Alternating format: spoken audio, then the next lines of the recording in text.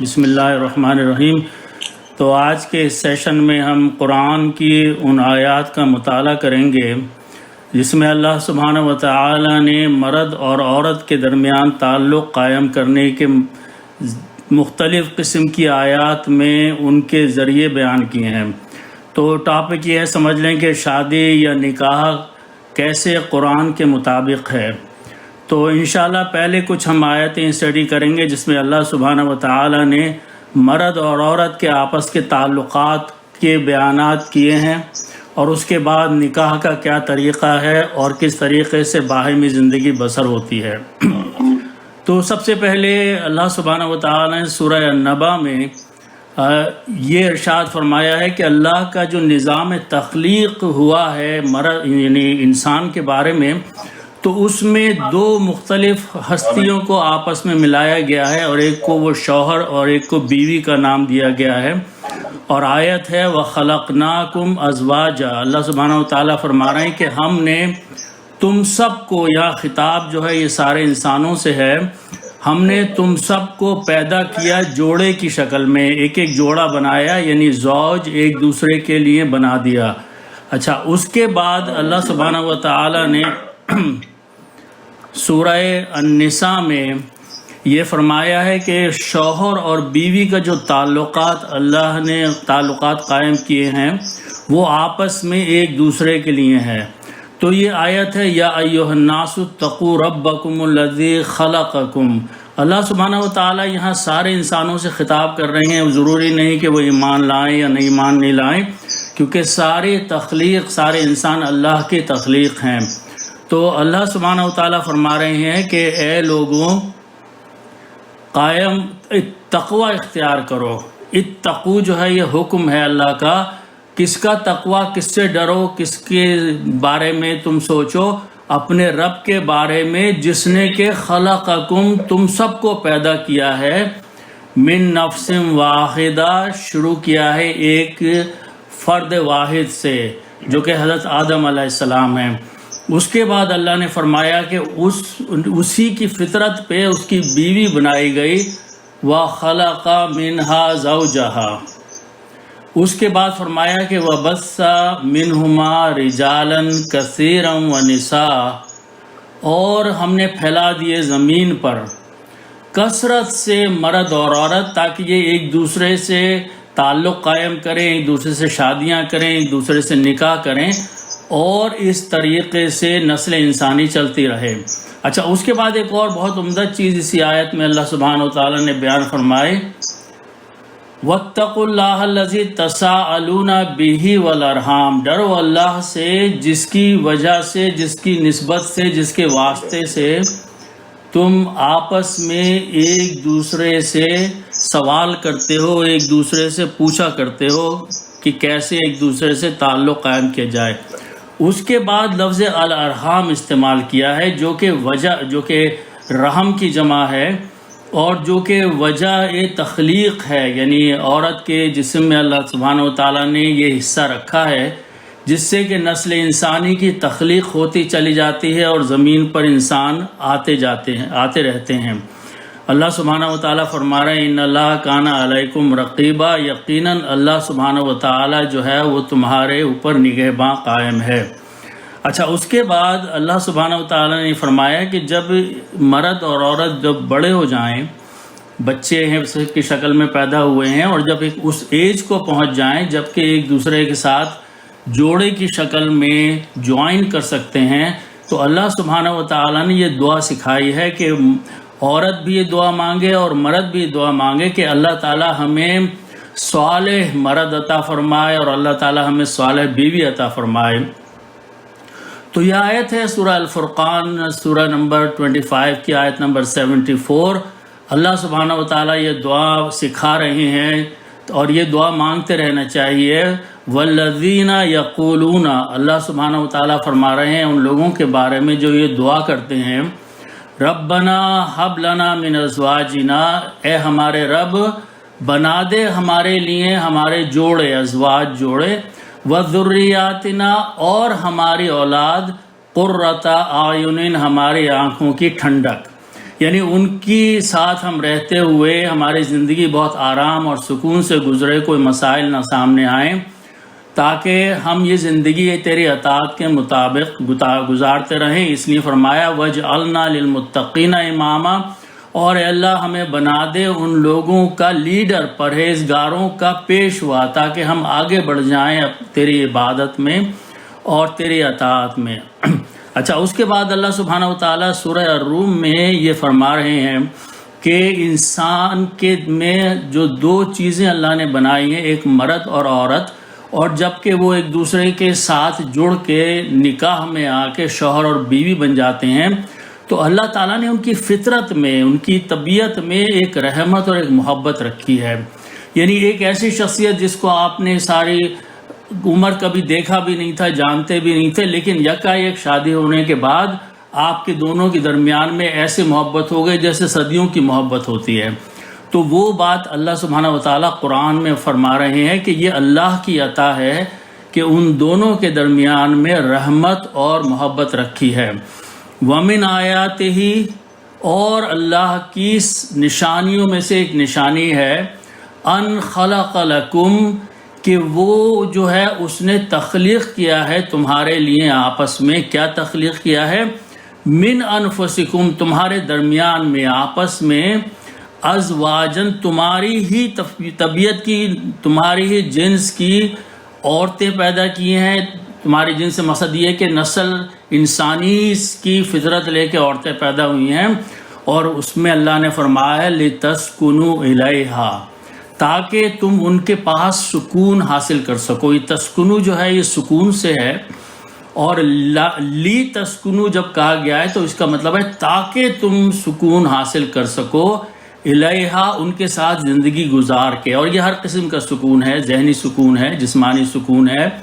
اور صبح سے شام تک ہر معاملات میں ایک دوسرے کے ساتھ تعلقات جو قائم کر رہے ہیں اس میں محبت بھی ہے، رحمت بھی ہے، برداشت بھی ہے۔ اور پھر اللہ تعالیٰ فرما بھی رہے ہیں وَجَعَلَ بَيْنَكُمْ، اور اس نے بنا دیا ہے تمہارے درمیان مَوَدَّةً وَرَحْمَةً، محبت اور رحمت۔ یہ چیز فطرت میں داخل کر دی گئی ہے، آپ کو کہیں سے لانی نہیں پڑتی۔ مودہ کہتے ہیں بہت شدید محبت کو، اور رحمت تو ہم جانتے ہیں ایک دوسرے کے لیے رحمت ہوتے ہیں شوہر اور بیوی۔ اللہ سبحانہ وتعالیٰ فرما رہے ہیں اِنَّ فِي ذَلِكَ لَآيَاتٍ لِقَوْمٍ يَتَفَكَّرُونَ، جو لوگ فکر کرتے ہیں، تفکر فکر سے ہے، غور کرتے ہیں، ان کے لیے اس بات میں بڑی نشانی ہے کہ جو گھر کے تعلقات ہوتے ہیں ان میں آپس میں محبت اور رحمت سے ایک دوسرے کے ساتھ گزارا ہوتا ہے۔ اچھا، اس کے بعد اللہ سبحانہ وتعالیٰ نے سورہ الاعراف میں شادی میں بیوی راحت ہے، اس کے بارے میں اللہ تعالیٰ نے فرمایا ہے، اور یہ بھی فرمایا ہے کہ آپ دعا کرتے رہیں کہ آپ کی اولاد جو آپ کی بیوی کی ساتھ مل کے اللہ نے آپ کو عطا کی ہے وہ نیکی کی اولاد ہو۔ تو اللہ سبحانہ وتعالیٰ سورہ الاعراف میں اپنے سورہ نمبر 7 ہے، آیت نمبر 189 فرما رہے ہیں هُوَ الَّذِي خَلَقَكُمْ، وہی ہے، اللہ ہی ہے، خلقکم، جس نے تم سب کو پیدا کیا، من نفس واحدہ، اس شروع سے کر کے ایک واحد شخصیت سے، آدم علیہ السلام سے۔ اچھا، پھر فرمایا وَجَعَلَ مِنْهَا زَوْجَهَا، اور اللہ نے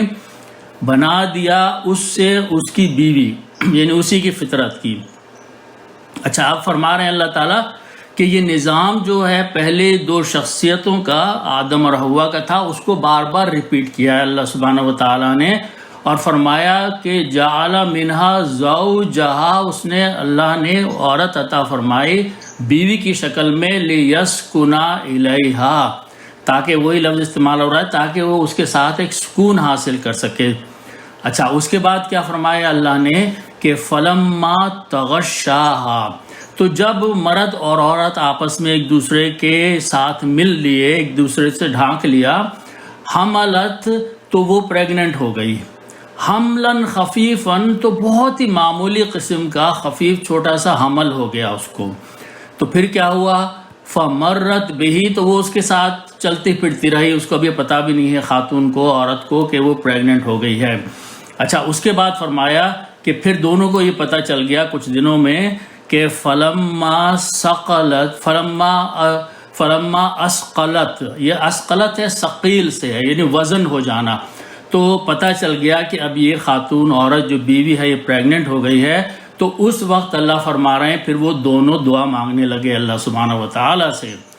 دعوا اللہ، دونوں نے دعا کری ہے، ربہما، اپنے رب سے، دونوں کا جو رب ہے، کیا دعا کرے؟ لئن آتیتنا، اگر تو ہمیں عطا فرما دے، صالحا، نیک اولاد، تو ہم لنکونن من الشاکرین، تم یقیناً ہم تیرے بہت شکر گزار بندوں میں سے ہو جائیں گے۔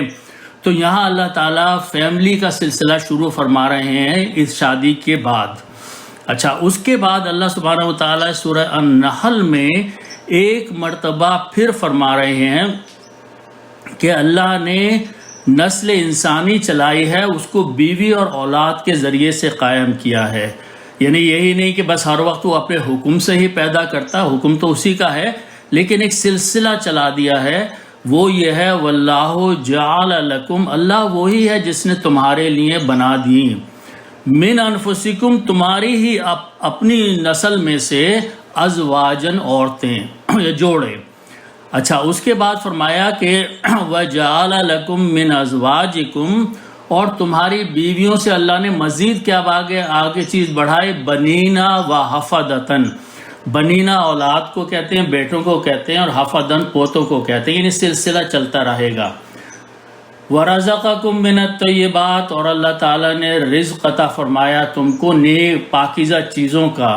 اللہ فرما رہے ہیں کہ سوچو، غور کرو، کیا تم باطل پہ ایمان لاتے ہو؟ أَفَبِالْبَاطِلِ، تم غلط چیزوں پر، غلط باتوں پر ایمان لاتے ہو۔ وَبِنِعْمَتِ اللَّهِ هُمْ يَكْفُرُونَ، اور اللہ کی نعمتوں کو تم چھوڑ بیٹھے ہو، یہ اللہ سبحانہ و تعالیٰ سکھا رہے ہیں۔ تو یہ آیتیں ہیں جو اللہ تعالیٰ نے قرآن میں مرد اور عورت کو جب وہ ایک دوسرے کے شوہر اور بیوی بن جائیں ان کے بارے میں نازل فرمائی ہیں، اور یہ اللہ کے حکم سے ہے سب کچھ۔ اچھا، اب اس کے بعد ہم آتے ہیں کہ نکاح جو ہے وہ طریقہ ہے کہ یہ دونوں مرد اور عورت ایک دوسرے کے ساتھ کیسے جوائن کر سکتے ہیں، تو اسے نکاح کے تقریب کے ٹائٹل سے ہے۔ اچھا، ایک چیز میں نے یہاں سجیسٹ کی ہے کہ ہم لوگ اتنے دور ہو گئے ہیں ان چیزوں سے کہ بس وہ مولوی صاحب کو بلا کے نکاح پڑھا دیا، ہم خود کچھ نہیں کرتے۔ تو بہتر یہ ہوگا کہ اگر دولہا یا دلہن کے والد خود تقریب، خطبہ نکاح بہت آسان ہے طریقہ، اللہ نے قرآن میں نکاح کا طریقہ بہت آسان فرما دیا ہے۔ تو اگر والد چاہے وہ بیوی کے یا شوہر کے ہوں، جو پڑھے لکھے ہوں، تھوڑے بہت عربی پڑھنا آتی ہو، تو وہ خود ہی نکاح پڑھائیں، تو اس طریقے سے ایک محبت قائم ہوگی، اور ہمیشہ جو شادی شدہ جوڑا ہے وہ یاد رکھے گا کہ ہمارے والد نے اتنا بڑا کام کیا تھا کہ ہمارا نکاح پڑھایا تھا۔ بہرحال جو کر سکتے ہیں وہ کریں، جو نہیں کر سکتے ان کے لیے مجبوری ہے۔ اچھا، اب جو کر سکتے ہیں اللہ تعالیٰ نے فرمایا، اور جیسے ہمارے ہاں مولوی حضرات کرتے ہیں، خطبہ نکاح پہلے عربی میں پڑھا جاتا ہے، لیکن وہ اس کا ترجمہ نہیں پڑھتے، وہ اپنی جلدی جلدی عربی میں کچھ پڑھ کے چلے جاتے ہیں۔ ترجمہ بھی خطبہ نکاح کا پڑھنا چاہیے تاکہ جو وہاں بیٹھے ہیں وہ لوگ اور جو میاں بیوی بننے جا رہے ہیں ان کو معلوم ہو کہ قرآن میں کیا کہا جا رہا ہے اس نکاح کے بارے میں۔ اچھا، خطبہ پڑھنے سے پہلے جس کی کچھ آیات میں نے آگے کاپی کری ہیں، یہ 4 پوائنٹس میں نے لکھے ہیں، یہ ضرور بتا دیے جائیں۔ پہلا یہ کہ اللہ سبحانہ و تعالیٰ نے انسانوں کو شادی کرنے کا حکم دیا ہے اور اس کی ترغیب دی ہے۔ کچھ ایسے مذاہب ہیں کہ اس میں وہ شادی کو برا سمجھتے ہیں یا شادی ان کے مذہبی لیڈروں کو نہیں کرنے دیتے۔ اللہ تعالیٰ یہ انکریج کرتے ہیں مسلمانوں کو کہ آپس میں شادی قائم کرو، جتنی جلدی کر سکتے ہو اتنا کرو، تاکہ اس سے پوری سوسائٹی جو ہے وہ صحیح قسم کے معیار پر بن سکے۔ اچھا، یہ ضرور بتایا جائے کہ شادی جو ہے، یہ نکاح جو ہے، یہ مرد اور عورت کے درمیان میں بہت مقدس رشتہ ہے۔ یہ خالی کھیل کود کا معاملہ نہیں ہے کہ بس یہ شادی ہو گئی تو اب زندگی ہنسی اس میں اور کھیل کود میں گزر رہی ہے۔ تیسرا پوائنٹ جو ہے یہ ہے شادی ایک ذمہ داری پوری کرتی ہے، اللہ تعالیٰ کی رضا حاصل کرنے کا ایک ذریعہ ہے، اور اللہ تعالیٰ کی اطاعت کا ذریعہ ہے۔ اور پھر یہ پوائنٹ چوتھا یہ ہے کہ شادی جو ہے یہ ہمارے نبی صلی اللہ علیہ وسلم کی سنت ہے، ہمیں اس کو ایک سنت کے طور پر ادا کرنا چاہیے۔ اچھا، اس کے بعد اب جو شخص بھی نکاح پڑھا رہا ہے، چاہے گھر کا بڑا فرد ہو یا مولوی صاحب حضرات آئے ہوں وہ نکاح پڑھا رہے ہیں، تو نکاح جو ہے اس کی یہ آیات ہیں اور ان کو چاہیے کہ وہ ترجمہ ضرور بیان کریں۔ تو میں نے یہ ترجمہ لکھا ہے اور میں اس کو کسی تشریح بھی کروں گا میں انشاءاللہ۔ تو نکاح جو ہے خطبہ نکاح وہ شروع ہوتا ہے الحمدللہ، اور یہ خطبہ جو ہے نا یہ جمعے کے خطبے سے بہت زیادہ ملتا جلتا ہے۔ تو نکاح کا خطبہ شروع ہوتا ہے الحمدللہ، تمام تعریف حمد اللہ سبحانہ و تعالیٰ کے لیے ہے، نحمدہ، ہم اس کی تعریف بیان کرتے ہیں، ونستعینہ،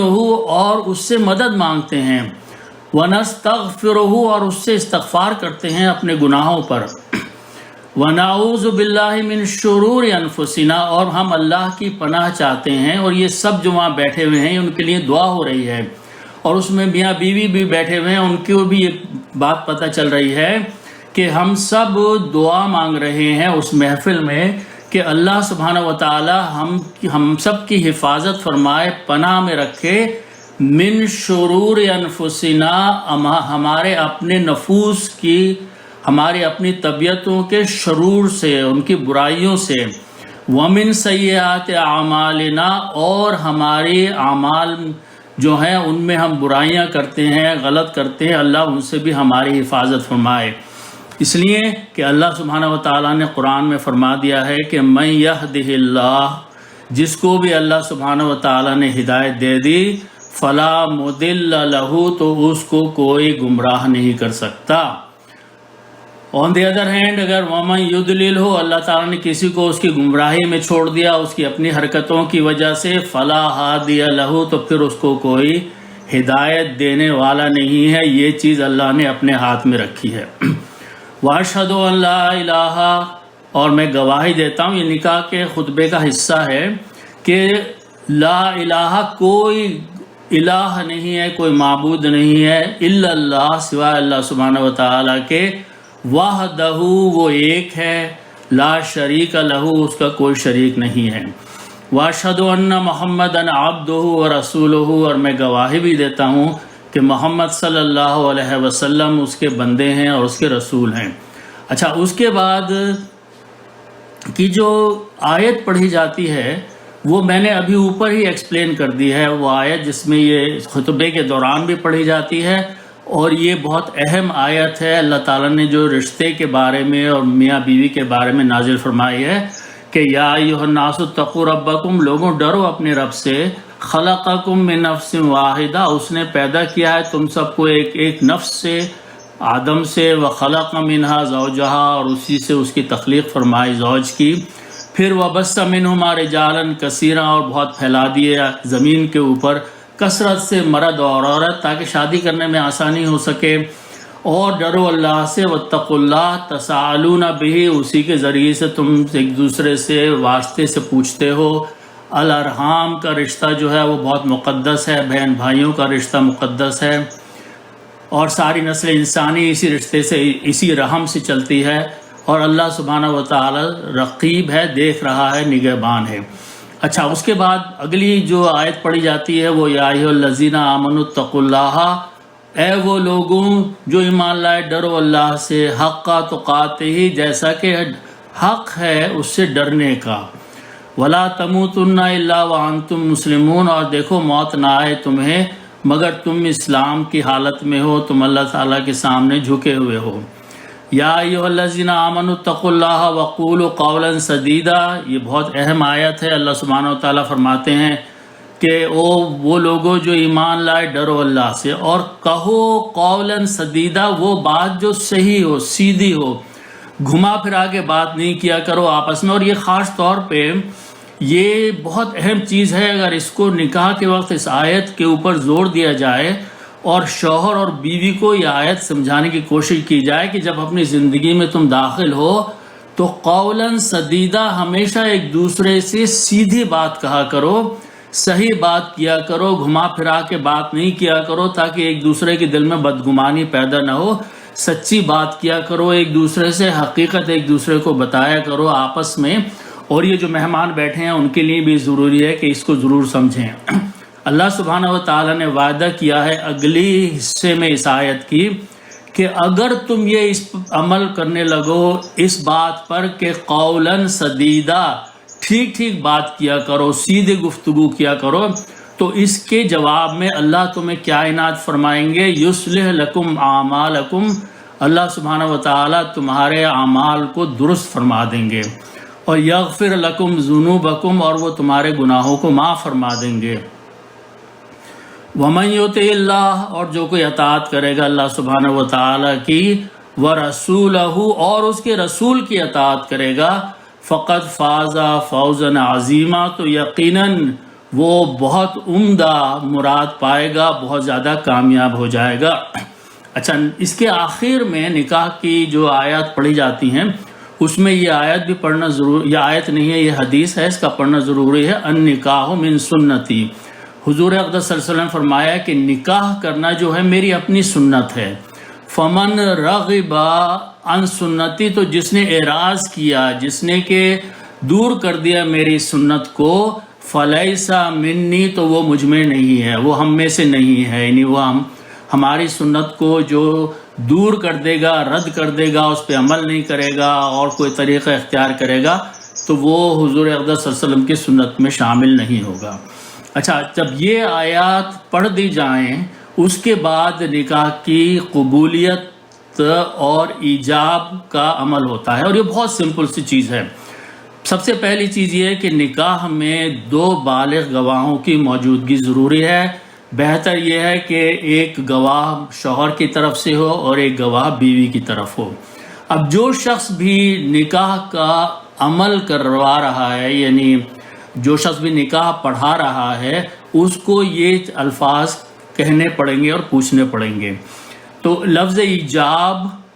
یہ ہوتا ہے کہ وہ شخص دلہن کی طرف رخ کر کے یہ پوچھے گا کہ وہ دولہا کا نام لے کے کہے گا کہ تم کیا اپنے شوہر کو قبول کرنے پر راضی ہو؟ لڑکی جواب دے گی جی ہاں، بس اتنا کافی ہے، اس جواب کو قبولیت کہا جاتا ہے۔ اچھا، اس کے بعد وہ شخص جو نکاح پڑھا رہا ہے وہ دولہا سے یہی پوچھے گا، لڑکی کا نام لے گا اور یہ کہے گا کہ کیا تم اس کو اپنی بیوی قبول کرنے پہ راضی ہو؟ تو وہ جواب دے گی، جواب جو دیا جائے گا دولہا کی طرف سے وہ قبولیت کہا جاتا ہے، اس کا جواب ہوگا جی ہاں۔ تو بس یہ سمجھ لیں یہی ہے نکاح کی رسم جو ہے ساری۔ گواہ موجود ہیں، دونوں ایک دوسرے سے ہوش مندی کی عالم میں یہ بات قبول کر رہے ہیں، بتائی جا رہی ہے اور قبول کر رہے ہیں کہ ہم ایک دوسرے کو نکاح کے لیے قبول کر رہے ہیں۔ اچھا، یہ عمل ہو گیا۔ اب ایک معمولی سا عمل یہ ہے کہ جب یہ آیت میں نے لکھی ہے سورہ النساء کی، اللہ سبحانہ وتعالیٰ نے فرمایا، آیت نمبر 4 ہے، سورہ نمبر 4 ہے، وَآتُوا النِّسَاءَ صَدُقَاتِهِنَّ نِحْلًا،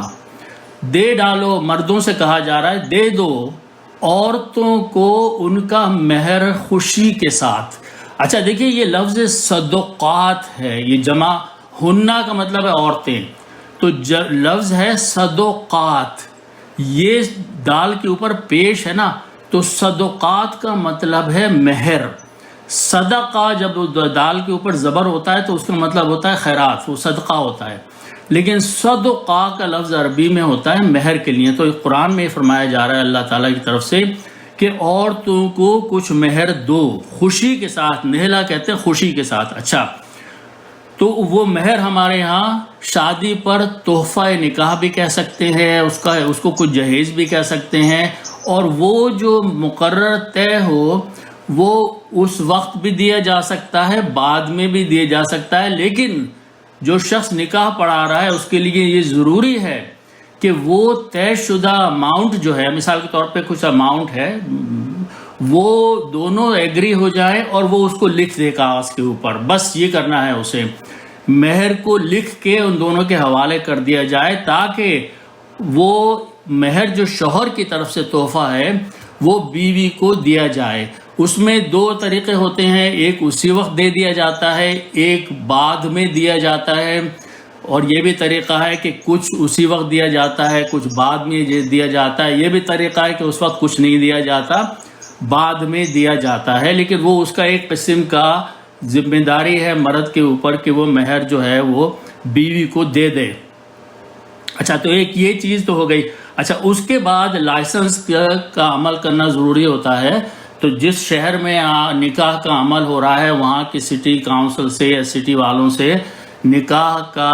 لائسنس لینا ہوتا ہے، اور جو شخص نکاح پڑھا رہا ہوتا ہے اگر وہ آتھورائز ہے تو وہ اس کاغذ پہ سائن کر دیتا ہے، اور وہ جا کے سٹی میں جمع کرا دیے جاتے ہیں، وہ ایک آفیشل وہ ایشو کر دیتے ہیں۔ تو اچھا، دوسری چیز جو میرے علم میں آئی ہے وہ یہ ہے کہ ہم لوگ یہاں پر خاص طور پہ امریکہ میں جو طریقہ یہ ہے کہ کوئی بھی مسجد یا چرچ یا کوئی مذہبی ادارہ ایک شخص کا نام جو ہے وہ سٹی کو بھیج سکتا ہے کہ یہ شخص ہمارا ریپرزنٹیٹیو ہے، بس اور کچھ نہیں کرنا ہوتا، وہ اس کا نام ریکارڈ کر لیں گے اپنے پاس سٹی والے۔ تو جب یہ نکاح کا لائسنس اور یہ نکاح نامہ جو سٹی کے کاغذات ہوتے ہیں ان پر اس شخص کو سائن کر کے جب سبمٹ کیا جائے گا تو وہ ایکسیپٹ کر لیں گے، اور وہ نکاح نامہ جو ہے وہ ان کو لائسنس ایشو کر دیں گے۔ بہت سمپل پروسیس ہے۔ ہمارے ہاں انفارچونیٹلی یہ ہوتا ہے کہ کچھ حضرات ہیں انہوں نے انڈیویجول طور پہ پرسنلی وہ نکاح کے لائسنس لیے ہوئے ہیں سٹی والوں سے، اور وہ ہزار ڈالر وصول کرتے ہیں نکاح پڑھانے کے لیے۔ اس میں کچھ نہیں لگتا، بہت سادہ سی چیز ہے، کوئی شخص بھی نکاح پڑھا سکتا ہے۔ کسی مسجد کا ادارہ جو ہے اس میں کوئی ایک شخص جس کے نام سٹی والوں نے آتھورائزیشن دیا ہے وہ اس کو پہ سائن کر سکتا ہے، اور یہ عمل بہت سمپل طریقے سے ادا کیا جا سکتا ہے۔ اللہ سبحانہ و تعالیٰ نے بہت آسان بنا دیا ہے نکاح کا سارا طریقہ، نکاح کا تمام عمل، اور اس کے بارے میں مردوں اور عورتوں کو بہت زیادہ احکامات جاری فرما دیے ہیں تاکہ زندگی آسانی سے گزر سکے۔ اور جب یہ نکاح پڑھانے والے نکاح کر کے یہ ایجاب و قبول مکمل کر چکے تو پھر دعا مانگی جائے اجتماعی طور پر۔ اللہ سے دعا کریں دلہا کے لیے اور دلہن کے لیے کہ، اور سارے خاندانوں کے لیے، خاندان والوں کے لیے، سارے مہمانوں کے لیے کہ اللہ سبحانہ و تعالیٰ سب کو ہدایت فرمائے اور ہدایت پہ رکھے۔ تو یہ سلسلہ ہے جو انشاءاللہ اگر ہم اس پہ عمل کرنے لگیں تو شادی اور نکاح کے طریقے اور رسم جو ہے بہت آسان اور سادی ہو جائے گی۔ ہمارے ہاں اس چیز کو بہت مشکل بنا لیا گیا ہے۔ اللہ سبحانہ و تعالی ہمیں قرآن کو سمجھنے اور اس پر عمل کرنے کی توفیق عطا فرمائے۔ صدق اللہ العظیم۔